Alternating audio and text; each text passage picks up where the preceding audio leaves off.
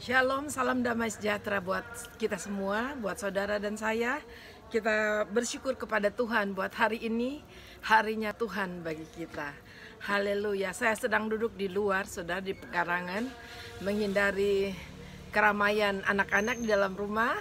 Saya pindah keluar, tetapi ternyata juga di sini tetap ada bunyi-bunyi.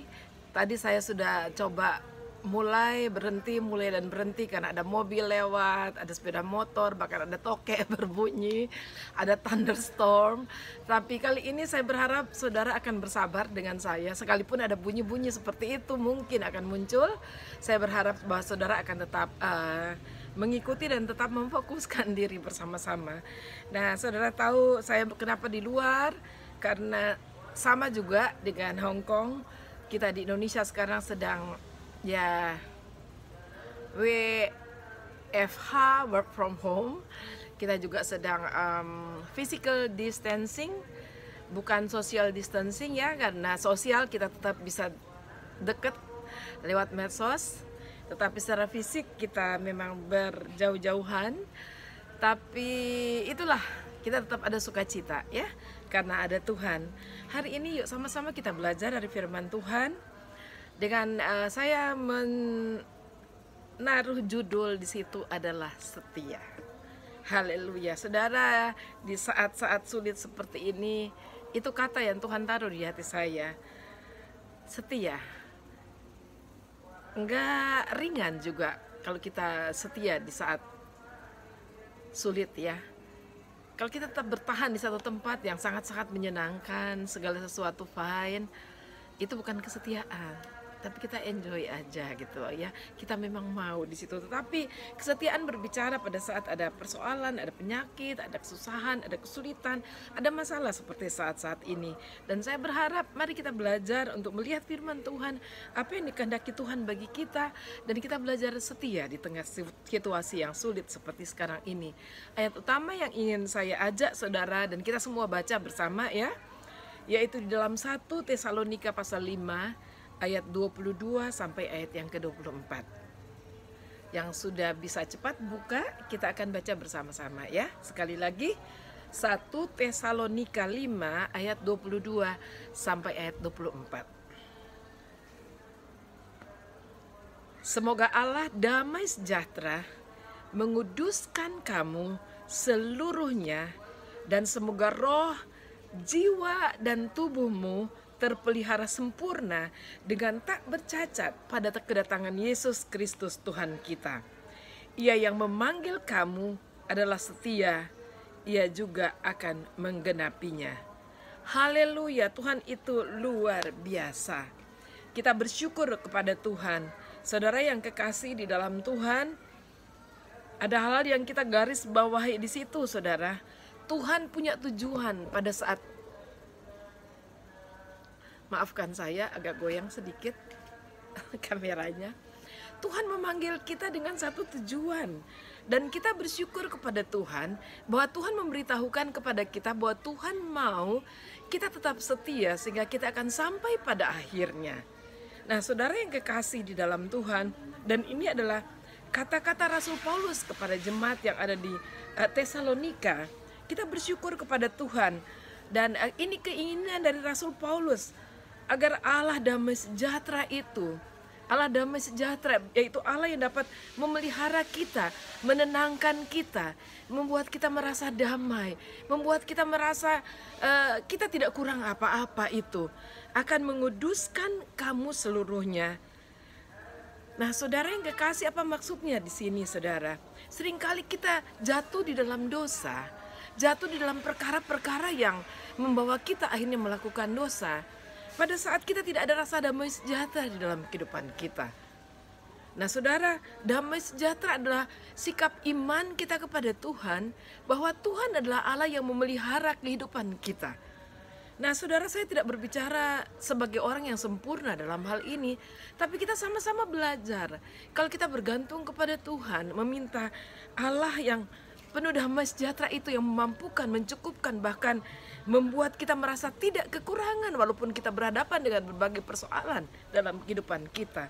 Kata firman Tuhan, kalau Dia yang menjagai kita, Dia dapat menguduskan kita, itu dia dapat menghindarkan kita.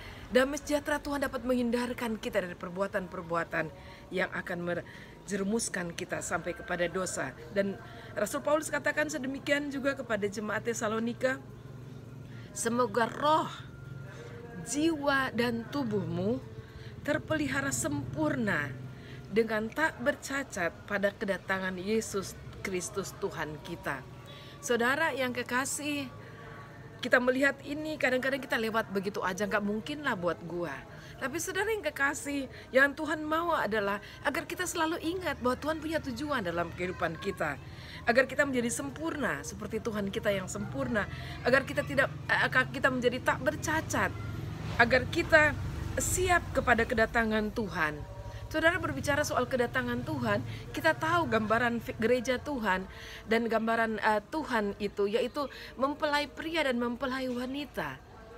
Dan saudara, kalau kita kaitkan di sini dengan pernikahan, kita tidak pernah akan melihat satu pengantin yang sempurna. Kepala saya baru kejatuhan daun. Nah saudara, kita tidak pernah lihat, tapi apa yang kita lihat adalah yang terbaik yang dapat ditampilkan oleh pengantin pria itu dan pengantin wanita itu.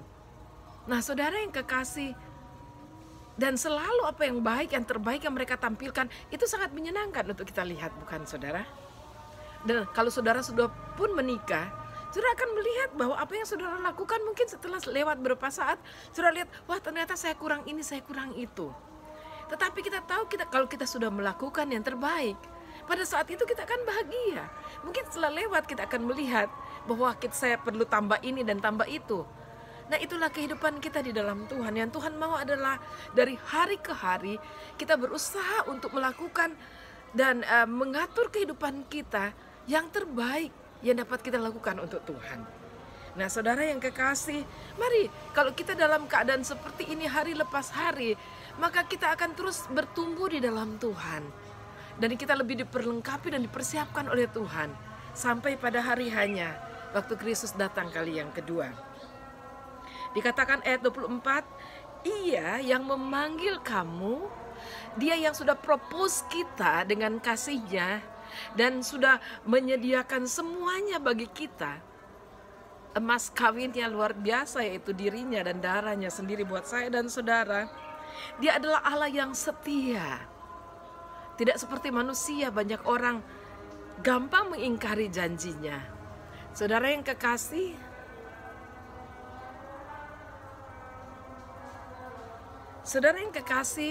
saya mau kasih contoh oma saya, karena itu kita tahu semua.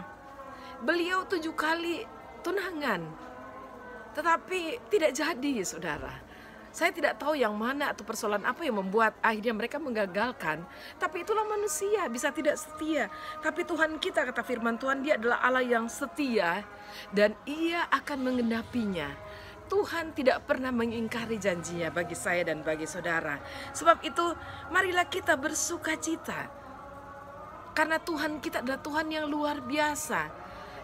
Dan biarlah kita sama-sama untuk mengambil keputusan untuk kita menjadi setia. Haleluya. Saudara yang kekasih di dalam Tuhan, tadi saya katakan, kalau kita setia pada saat segala sesuatu baik, itu bukan semata-mata setia karena kita juga menikmatinya dan kita mau berada di situ. Tapi kesetiaan seringkali teruji pada saat-saat kita mengalami pergumulan justru. Sama seperti sekarang, kesulitan di mana-mana, saudara. Tetapi firman Tuhan selalu ada bagi kita untuk membuat kita bertahan bahkan sampai kepada kemenangan. Roma 12 ayat 12 firman Tuhan berkata, bersukacitalah dalam pengharapan, sabarlah dalam kesesakan, bertekunlah dalam doa. Saudara-saudara, ini adalah kunci bagi kita. 3 hal, 3 kata kerja yang diberikan oleh firman Tuhan di dalam kitab Roma pasal 12 ayat 12 untuk menolong kita, untuk kita setia. Apakah itu, saudara? Yang pertama adalah bersukacitalah. Saudara, jangan khawatir, ada Tuhan bagi kita. Bersukacita aja walaupun situasi tidak menyenangkan. Hati yang gembira, kata firman Tuhan, adalah obat yang manjur. Amin, saudara. Di dalam situasi seperti sekarang ini, saya suka baca orang beritahukan kepada kita jurus untuk kita tidak tertular adalah bersukacita. Firman Tuhan berkata kepada kita, bersukacitalah dalam pengharapan. Kita tahu kita tidak sendiri, kita tahu kita punya Tuhan kita. Amin saudara. Kata yang kedua adalah sabarlah dalam kesesakan. Saudara yang kekasih, kata setia itu sangat dekat sekali dengan kata sabar. Setia sangat membutuhkan kesabaran. Dan kesabaran itu dilakukan untuk apa saudara? Untuk setia. Nah saudara yang kekasih, sabar adalah kita berusaha sedemikian rupa kita berada pada tempat kita. Amin saudara. Sabar waktu kita menunggu seseorang, kita mengupayakan sedemikian rupa diri kita agar kita tetap berada di tempat penantian itu saudara. Dan saya percaya Tuhan yang memanggil kita, Tuhan juga mau agar kita menjadi orang-orang yang sabar. Amin saudara. Hanya dengan kesabaran kita boleh setia. Mungkin saudara dalam pekerjaan juga saudara harus sabar. Menanti kontrak selesai, menanti waktunya saudara akan pulang, menanti ini dan itu, menanti corona akan lewat saudara. Kita perlu bersabar, dan sementara bersabar kita harus tetap melakukan apa yang harusnya kita lakukan. Amin saudara. Kata yang berikutnya, 3 kata kunci ini saudara: bersukacita, sabar, dan bertekunlah dalam doa. Kita tahu kekuatan kita, pertolongan kita hanya datang dari Tuhan. Amin saudara. Sebab itu mari kita bertekun. Pada saat kita bertekun, maka ada ketahanan di dalam kehidupan kita. Bertekun dalam doa sehingga kita menikmati, menerima kekuatan dari Tuhan. Haleluya. Saudara, mari kita setia. Walaupun kehidupan kita mungkin berbagai hal menerpa kita, mari kita tetap bersabar, karena kita tahu bahwa akhir dari kesetiaan itu adalah sukacita. Apalagi kesetiaan di dalam Tuhan. Saudara yang kekasih, kalau kita baca Wahyu pasal 2 ayat yang ke-10, di situ dikatakan, jangan takut terhadap apa yang harus engkau derita. Nah saudara, kita melihat kata di garis bawahi kata derita. Sesungguhnya iblis akan melemparkan beberapa orang dari antaramu ke dalam penjara, supaya kamu dicobai, dan kamu akan beroleh kesusahan selama 10 hari. Saya garis bawahi ada iblis di situ ya, ikut-ikutan mau menyusahkan kita ya. Lalu kemudian ada di situ penjara. Seperti kita, seperti lockdown, belum lockdown tapi kita sudah merasa lockdown. Kita terkurung di rumah, kita terkurung di tempat dan sebagainya. Saudara yang kekasih, lalu kemudian akan mengalami kesusahan 10 hari. Tetapi firman Tuhan katakan, hendaklah engkau setia sampai mati. Wow, itu keinginan Tuhan bagi kita. Saudara perhatikan apa yang saya garis bawahi tadi, bahwa kita kadang-kadang dan ada waktu-waktunya Tuhan izinkan ada penderitaan, dan itu menguji kesetiaan kita. Lalu kemudian apa, kadang-kadang Tuhan izinkan kita seperti Ayub saudara, dan juga beberapa orang lain Tuhan izinkan iblis mencobai. Tetapi di dalam pencobaan itu Tuhan bermaksud agar kita keluar sebagai emas yang murni, teruji, dan kita menjadi pemenang atas segala pencobaan. Dalam pencobaan seringkali kita menghadapi banyak kesusahan saudara. Tapi ingat, garis bawahi 10 hari. Di dalam seri kitab gereja-gereja di kitab Wahyu saudara, seri kita belajar dulu 10 hari. Selalu ada akhirnya setiap pergumulan kita, selalu ada akhirnya setiap pencobaan kita, selalu juga ada akhirnya terhadap corona dan segala apapun yang saudara sedang gumulkan sekarang. Ada Tuhan, dan Tuhan mau kita tetap setia di mana Tuhan sudah menempatkan kita. Hendaklah engkau setia sampai mati. Bukan hanya saudara setia sebentar-sebentar, tetapi sampai selesai seluruh paketan hidup kita harus didapati Tuhan sebagai orang yang setia. Dan aku akan mengaruniakan kepadamu mahkota kehidupan. Saudara yang kekasih, ada pahala di dalam kesetiaan kita. Tuhan tidak hanya meminta sesuatu dari kita, tapi karena Tuhan tahu di balik dari apa yang Tuhan minta itu ada sesuatu yang luar biasa. Kalau kita tidak setia, tentunya kita tidak akan bersama-sama dengan Tuhan. Tetapi kalau kita setia, kata firman Tuhan, Tuhan akan mengaruniakan kepada kita mahkota kehidupan. Sebab itu mari saudara, hidupilah kehidupanmu sekarang ini dengan sabar, dengan tekun, dengan sungguh-sungguh bergantung dan berharap kepada Tuhan. Dan sambil melakukan apapun yang Tuhan perintahkan untuk kita lakukan. Ingat saudara, firman Tuhan katakan, janganlah kita jemu-jemu berbuat baik, Karena apabila sudah datang waktunya, kita akan menuai jika kita tidak menjadi lemah. Amin, saudara. Tetaplah setia, tetaplah bertahan, tetaplah sabar, saudara. Dan saya percaya Tuhan akan menolong kita sampai pada akhirnya. Haleluya, mari kita berdoa. Bapa di surga, terpujilah Engkau. Kami sangat bersyukur, kami bangga punya Engkau. Punya Allah kami yang hidup dan luar biasa, yaitu Tuhan Yesus yang sudah memanggil kami. Hamba berdoa melepaskan berkat Tuhan bagi setiap jemaat-Mu, bagi setiap umat-Mu yang mendengarkan renungan firman Tuhan ini, Tuhan. Biarlah Tuhan ada kekuatan dari Engkau ya Tuhan, untuk mereka tetap bangkit menjadi anak-anak Tuhan yang setia, dengan ketahanan rohani yang dikerjakan oleh Roh Kudus bagi setiap kami ya Tuhan. Dan hamba berdoa biar kuasa firman Tuhan yang kami sudah pelajari bersama-sama pada saat ini dapat memberikan kekuatan kepada kami, dapat memberikan arah hidup kepada kami, dapat memberikan terang dari Tuhan pada saat kami mengambil keputusan-keputusan penting di dalam kehidupan kami. Biarlah kami kedapatan Tuhan pada akhirnya sebagai orang-orang setia, dan sudah pasti kami menjadi orang-orang yang sangat berbahagia di dalam Engkau. Terima kasih Tuhan, Engkau menolong setiap orang yang sakit, Engkau menolong setiap mereka yang sedang dalam pencobaan, Engkau menolong bagi mereka yang sedang dalam kekurangan, Engkau menolong bagi mereka yang sedang dalam tekanan-tekanan hidup. Biar ada kelepasan di dalam nama Tuhan Yesus. Terima kasih Tuhan, di dalam nama-Mu kami berdoa dan mengucap syukur. Amin. Puji Tuhan saudara, terima kasih.